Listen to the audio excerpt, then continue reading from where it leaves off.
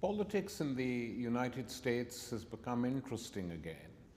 On the mega level, we have a situation where rogue candidates, so-called, have arisen both in the Democrats and the Republicans, frightening some, pleasing others.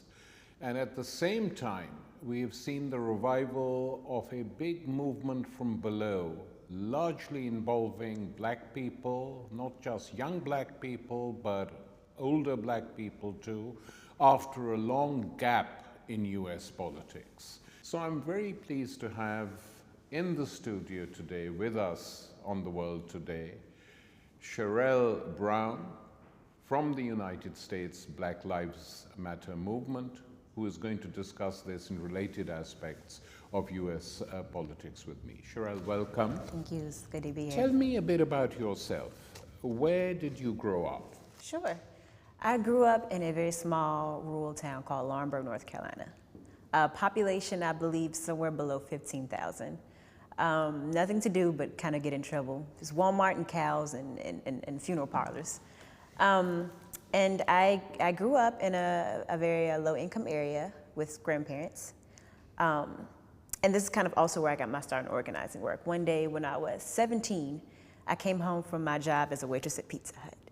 And I would come home every day, feed my grandfather, give him his medicine, and check on my brothers who were often outside on the stoop with our cousins, playing music, you know, doing things what young boys do.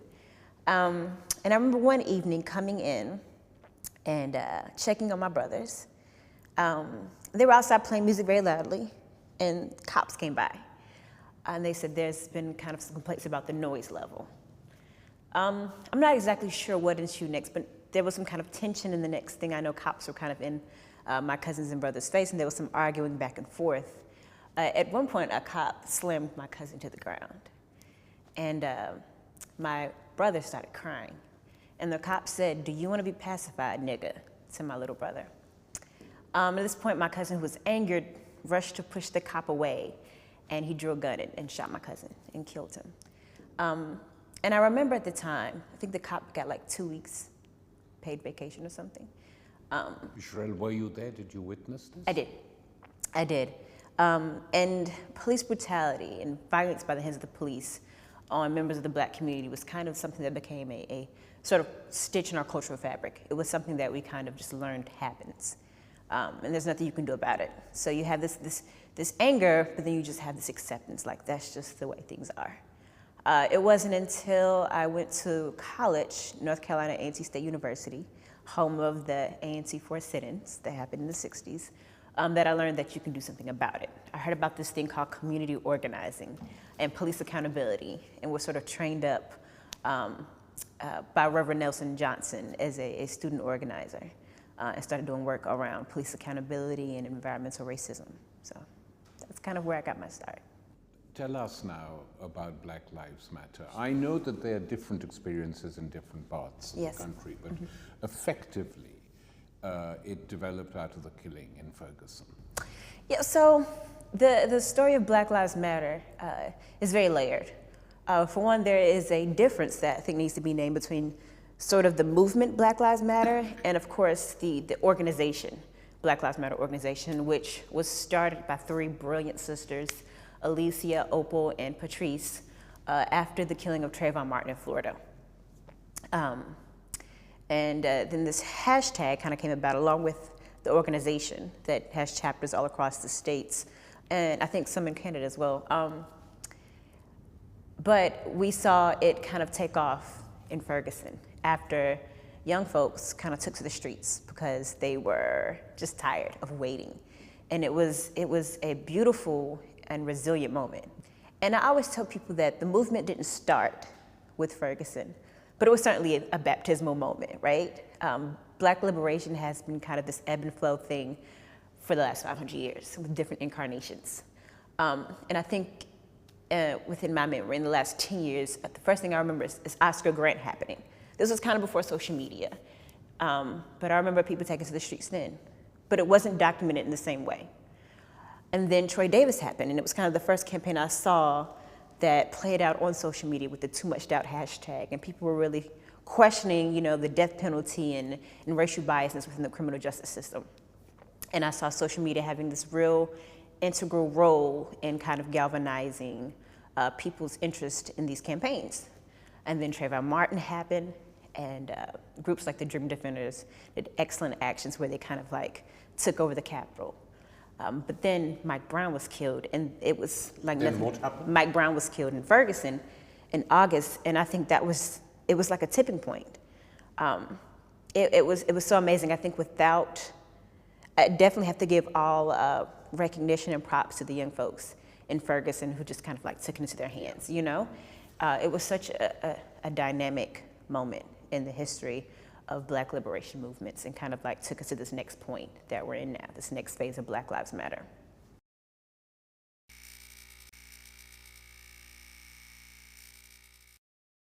A strange thing happened in England last week. Jeremy Corbyn, a left-wing socialist, a campaigner for every decent cause in the world, a staunch supporter of the Bolivarian experiments in South America, and a great admirer of the late Hugo Chavez, was elected leader of the British Labour Party. Everyone was shocked. Nobody had thought, when Corbyn decided to contest the leadership of the Labour Party, that he would win. And yet, stranger things have happened. And as we reported on this program, when we covered the British election, I remember saying that two different things had happened. The right had won England, and the left had won Scotland. So Jeremy Corbyn decided to stand for the leadership of the Labour Party after the resignation of his defeated predecessor. He never thought he would win. He knew that inside the parliamentary Labour Party, there wasn't much support for him. He wouldn't even have got the nomination had not a few Blairites having fun or thinking it was good to have a token leftist in order to show how diverse and generous the party was, let him run. They'd done so previously in other years, and the left had been defeated overwhelmingly, smashed, destroyed. This time it was different. Why? Because the Labour Party leadership, in order to show the Conservatives and the hardcore right-wing Blairites inside the Labour Party that they were moving as far away as they could from trade union influence, decided to open up the ballot to non-members who could become members by paying £3 and join the party and participate in its vote. Now, the assumption here was very clear. They assumed that if they did this, the bulk of people who would join would be centrists or people from the right who wanted to influence the Labour Party, and that it wouldn't change anything. It would just marginalize the trades unions. In fact, what happened was the exact opposite. Large numbers of young people joined the Labour Party, over 250,000, and decided to influence how the election was being run. Jeremy Corbyn, the leader of the left, a tiny left inside Parliament, suddenly became the most sought-after Labour politician in the country. His meetings were attended by tens of thousands of people. He did something no other Labour Party leader had done for many decades. He encouraged young people and old people and anyone to come to these meetings, to hear him, to discuss with him, to listen to his policy solutions, his fight against austerity, his anti-war policies, and the crowds became larger and larger and larger. And in some towns, they had to have overfill halls. and people standing on the pavements. And the one thing that even Corbyn's enemies acknowledge about him is that he is a deeply honest man. He has the lowest expenses in the House of Commons, incorruptible, has been loyal to his beliefs and his principles for a long, long time. I've known him 40 years and spoken with him in those 40 years countless numbers of times, sharing platforms on the Iraq war, anti-austerity, against the proposed war on Syria, on Palestine, where he feels very strongly that what Israel is doing is unacceptable, etc., etc., etc. And so it happened that Jeremy Corbyn was elected leader of the Labour Party on the first round. He had more votes, 59% plus to be precise, than all his three opponents put together.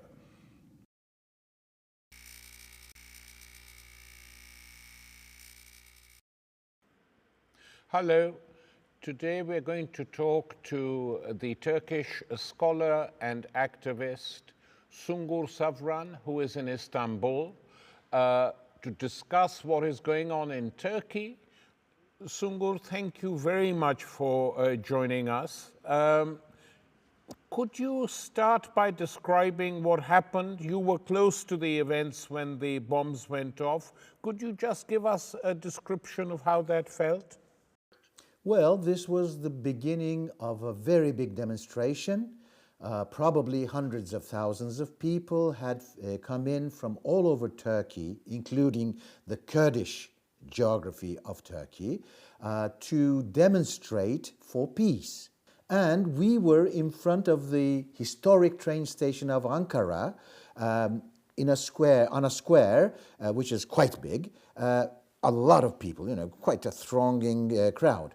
And all of a sudden, we heard right next to us this very powerful explosion sound, and of course moved away from that spot. But while we were moving away, I turned my head and saw in the air, as many people did, this is my own experience, but many people had the same experience, metal pieces, cloth pieces, and pieces of flesh. This is what we saw, and then of course we slowly by slowly, in very controlled manner, moved away from the square, but there were many people who were left on the square together with the bodies of the dead and the wounded. And as our audience probably knows, there were more than 100 casualties, dead, and close to 400 wounded. This is a tragedy on a very large scale, Sungur, because you knew many of the people there, activists from different parts of the country. So whoever carried out this act, it was very clearly an act of provocation to both try and intimidate and attack the demonstrators, but also, I would have thought, to destabilize the government, if indeed the government was not part and parcel of this.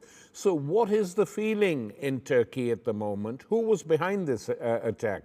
The thing is, there are of course different takes on this, but I would say that first of all, the idea that this is ISIS is the government's idea, and we do not believe this until such time as the whole evidence is laid out. But they have now imposed a secrecy on the investigation so that, it is very difficult to get the evidence.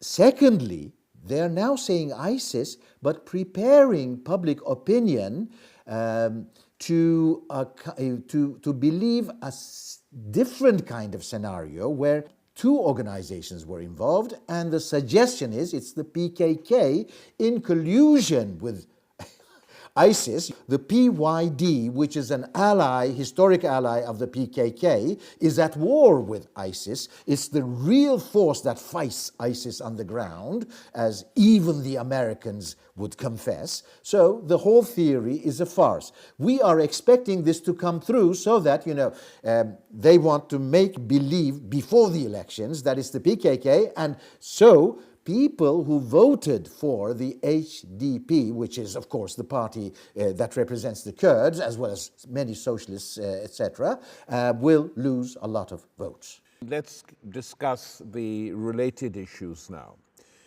Clearly, Erdogan was shaken by the fact that he didn't get a ruling majority in parliament. He was the largest party, but he didn't get the majority. And shaken by the fact that the HDP, a coalition of Kurdish organizations and non-Kurdish secular leftist organizations, got into parliament, breaching one of the most difficult thresholds in electoral law, certainly in this part of the world, and how to deal with it. For me, this appears like a maneuver carried out by the secret state or whoever to try and intimidate and frighten people away from the HDP and to make the government appear as the stabilizing force in the country. So who profits from this? I totally agree. Let's come to the reality. They are putting this through their very controlled press to reach the people at large, to make them believe that the PKK was involved, but probably they won't make it official. Now, let's leave all that behind and talk about the reality. The government, I think, is either directly involved in permitting ISIS to carry out this murderous act, or at least indirectly responsible for having permitted ISIS to do all its mischief since before the elections.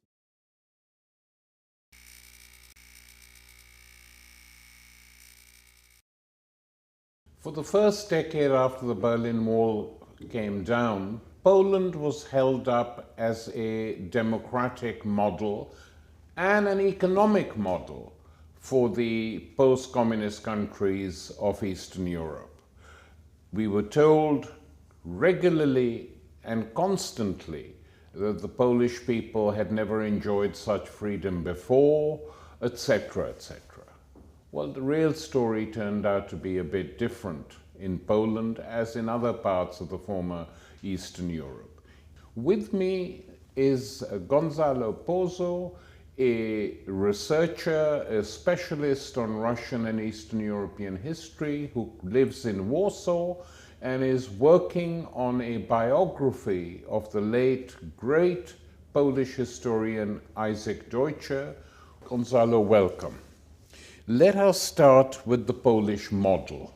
What happened?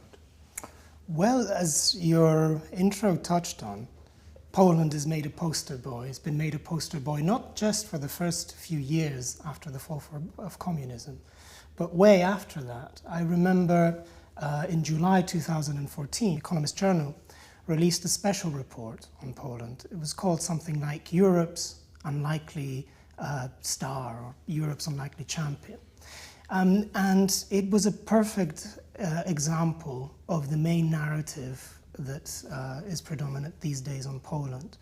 It says we know that Europe is economically in the docks, politically Europe is unappealing, so few people have voted in the last parliamentary elections and so on, but here we have Poland, and Poland has achieved growth levels which are on average higher than most other European cases since the fall of communism. Politically, it has been a successful transition to democracy, and it's one of the biggest recipients of EU help, which it has used wonderfully. And why has it done so well in Europe? Because it has pushed harder than the other Eastern European countries in Europe, and so on and so forth.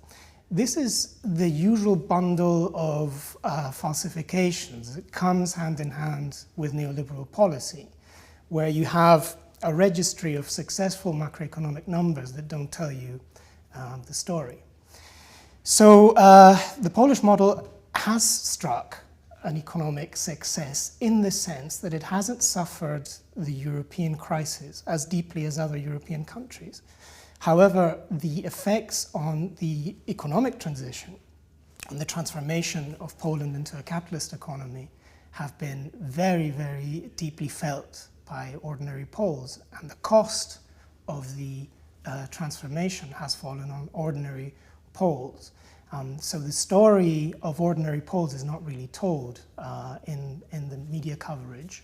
That sort of comes through when you see the reports on the last rounds of elections, presidential and parliamentary, where two right-wing parties essentially have contested the electoral ballots, and the one which could boast the best economic record has been ousted out of office.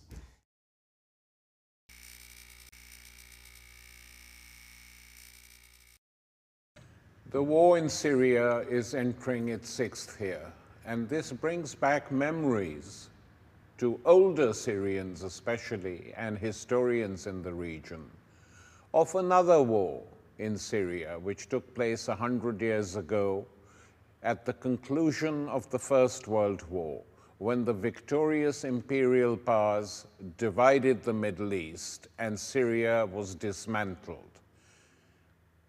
I don't think many people know that 2/5 of what used to be Syria was taken away, chopped off from Syria and made into different countries.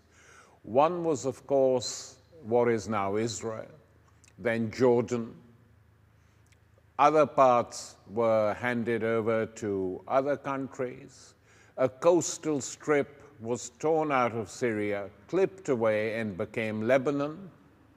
And the brutality with which this was done by the imperial powers and their agents in the localities led to a huge movement of peoples and populations. At that time, the imperial powers were dominant, and they did what they want. The decolonization which came later created new forces, nationalists largely, socialists, communists, radicals, modernists, who wanted to make their countries independent and did, and succeeded in keeping them sovereign and independent for some time. That entire process now is under attack, largely because these forces themselves have disappeared or have given way to new forces which are very different in character and in politics, and largely because the United States now, as the dominant world power, is changing different parts of the world, and the Middle East, the energy center of the global economic regime, is under heavy fire and attack, with unintended consequences which have made the situation far more worse than it was 25, 30, 40 years ago today. If we look at Syria today, we see a country in ruins, we see starvation, we see people dying on the streets. We are told that almost 250,000 Syrians are dead, that many thousands of them were children, that there are 4 million refugees in Iraq, Jordan, Lebanon, and Turkey, and about 7 million people have been displaced. Many towns have been destroyed.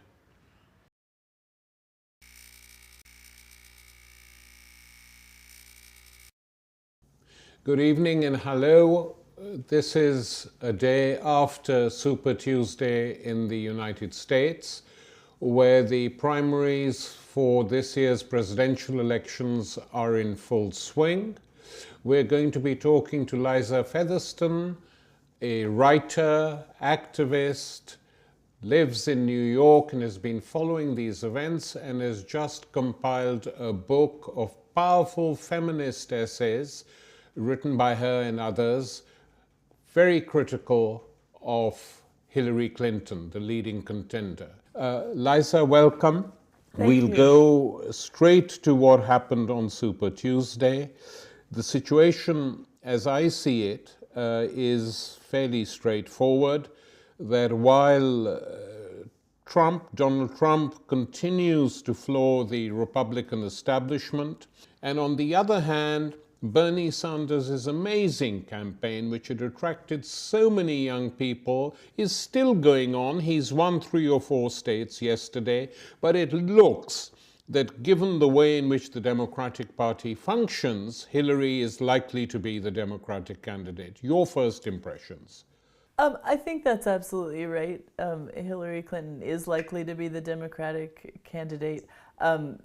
We never expected, at least I certainly never expected Bernie Sanders to get this far. It's been an amazing grassroots campaign, and he really connects with a lot of people that wouldn't have been traditionally assumed to be socialist voters. I mean, Sanders has obviously been around in U.S. politics for a long time, being the lone socialist in the Senate. But really, that he could conduct a nationwide campaign and get so much support from white working class voters and from young people has been a really big surprise, and suggests that there's much to build on for the left here. I mean, even though he is most likely not going to be the Democratic nominee. Liza, what seems astonishing to us watching it from the other side of the Atlantic, and I'm sure to people in South America and elsewhere, is how Bernie describes himself as a democratic socialist. Well, that is amazing enough in American politics, regardless of what it means. Yes. It's such a dirty word, the S word.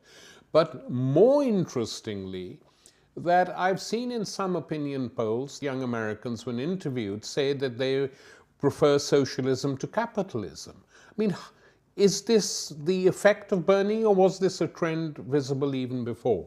I think it's a little bit of both. I think that one of the great things that the Bernie Sanders campaign has done, regardless of whether people think he's a socialist or not, I know a lot of socialists don't even agree that he is, but regardless, I think he's made the word a little bit more acceptable, perhaps. But I also think this generation doesn't remember the Cold War. They don't remember all the things that you and I grew up hearing about, how horrible communism is. You know, I mean, they have never been propagandized in that way, and they are interested in what would be some solutions to the very real problems our society faces. And if some of that is called socialism, they seem to be fine with it in very surprisingly large numbers. Yeah. We'll return to Bernie again when we discuss Hillary Clinton, but let's discuss Donald Trump for a minute. That he's bigoted, we know. That he spouts racist rhetoric, we know. That he's an Islamophobe, we know. He's all these things. But yet, despite all these things, he is also challenging the political establishment of the United States in a way it has not been challenged before for a very long time.